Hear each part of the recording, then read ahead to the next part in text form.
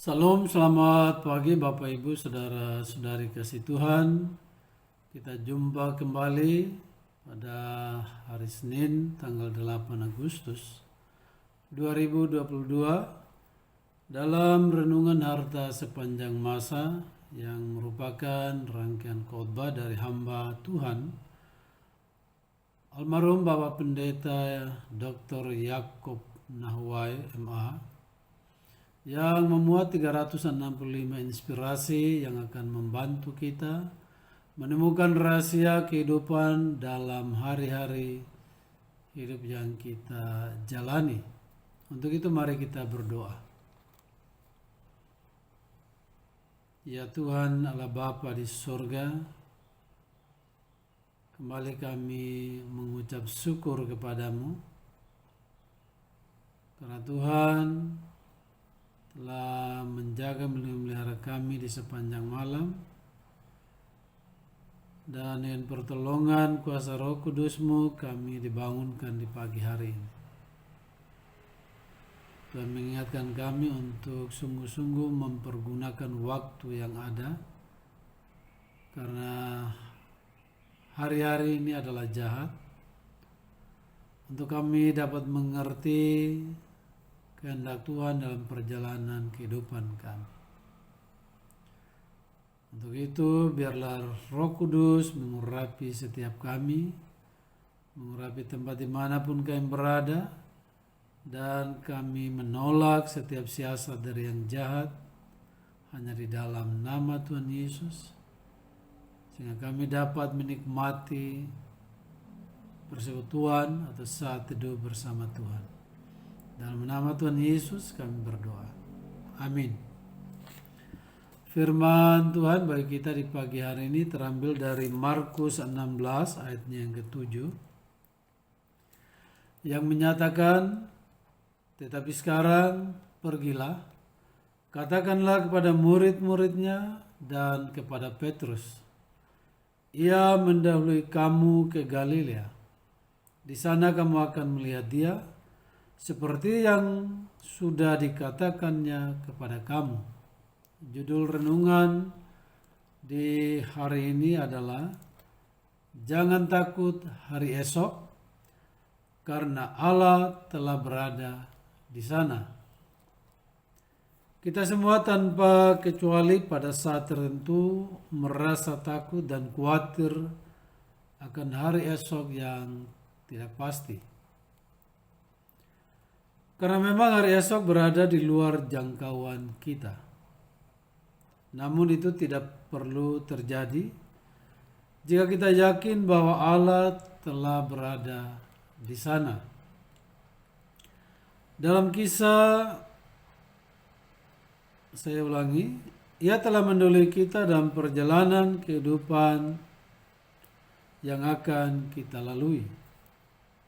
Dalam kisah kebangkitan Tuhan Yesus Kristus, malaikat mengatakan kepada para wanita yang membawa rempah-rempah ke kubur untuk memberitahukan kepada murid-muridnya bahwa ia telah bangkit dan mendahului mereka ke Galilea.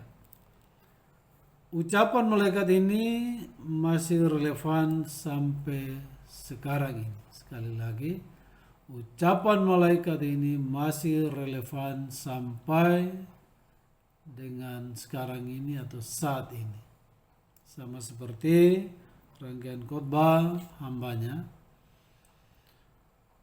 Setelah berpuluhan tahun dan ketika saya membacanya atau kita mendengarnya saat ini, itu tetap relevan dengan kehidupan kita. Ia telah mendahului kita. Karena ia telah mendahului kita, maka ia tahu jalan mana yang patut kita tempuh. Tiap tikungan, tiap tanjakan dan turunan, serta tiap bukit dan lembah, semuanya tidak mendatangkan bahaya.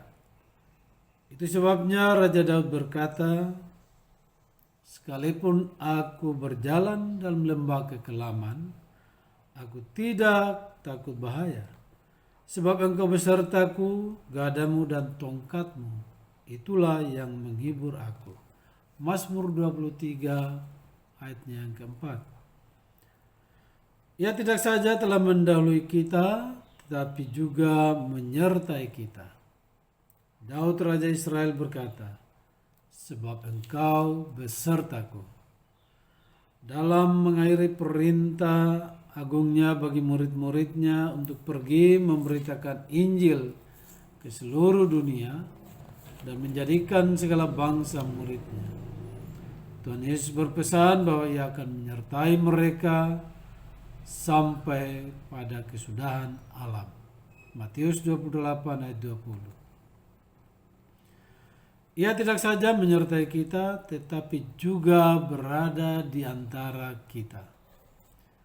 Sebab di mana 2 atau 3 orang berkumpul dalam namaku, di situ aku ada di tengah-tengah mereka. Matius 18 ayat 20. Tidak ada alasan untuk kita menjadi khawatir, takut, putus asa, hilang harap, dan kecewa jika kita yakin bahwa ia mendahului kita, menyertai kita, berada di antara kita. Semua ini harus menantang kita untuk lebih setia dan lebih beriman lagi kepadanya. Sekali lagi, menantang kita untuk lebih setia, lebih beriman lagi kepadanya. Jika kita percaya bahwa ia telah mendahului kita, menyertai kita, berada di antara kita, maka pelajaran Alkitab yang diselenggarakan di gereja adalah sesuatu yang menyukakan hati. Ya. Saya pikir di semua gereja seperti itu. Pasti ada pembelajaran untuk meningkatkan iman setiap anak-anak Tuhan. Pujian dan penyembahan kepadanya adalah sesuatu yang begitu utama bagi kita. Doa adalah sesuatu yang begitu menggairahkan. Melayani adalah sesuatu yang dikerjakan secara spontan. Dan berkorban adalah sesuatu yang dikerjakan dengan sukarela. Jadi perhatikan kembali. Pujian dan penyembahan kepadanya adalah sesuatu yang begitu utama bagi kita. Doa adalah sesuatu yang begitu menggairahkan.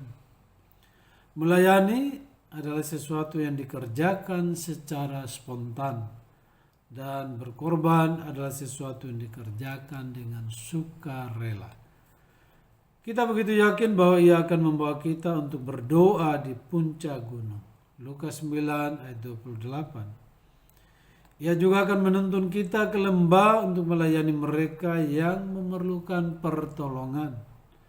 Lukas 9 ayat 37 sampai 42. Ia akan ada bersama kita dalam memberikan kekuatan dan menghadapi segala cobaan kehidupan. 1 Korintus 10 ayat 13. Ia akan memberikan penghiburan saat kita berduka cita. Yohanes 11 ayat 23 sampai 26. Dan akhirnya ia akan menuntun umatnya ke sorga rumah Bapa. Yohanes 14 ayat 1 sampai 6. Tentunya ia tidak saja mendahului kita dalam hal-hal rohani, tetapi juga dalam setiap hal yang kita hadapi dalam hidup sehari-hari. Dalam menjalankan tugas dan panggilan kita dalam bidang apa saja. Ia akan membuat kita berhasil asal kita mengandalkan Dia saja. Mata kita tidak tertuju pada apa yang di luar jangkauan kita, tetapi pada apa yang ada di tangan dan kuasanya yang menyertai kita.